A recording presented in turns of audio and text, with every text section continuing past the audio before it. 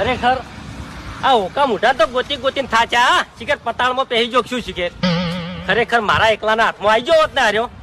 તો એનું હું માથું ફોડી નાખો પણ આ જો બધાને ભેગો હાથમાં આવશે ને તો પછી મારો વારો નહીં આવે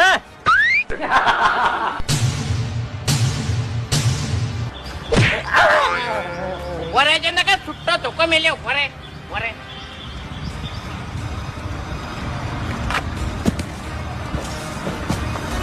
વરે હું તો વરઘોડામાં હાથમાં આવ્યો તો પેલી લારી હુની એટલે વાઘોજી ગોડા છે અમે પેલો સરપંચ આવતો તો ખબર ના પડે પણ વાઘોજી હા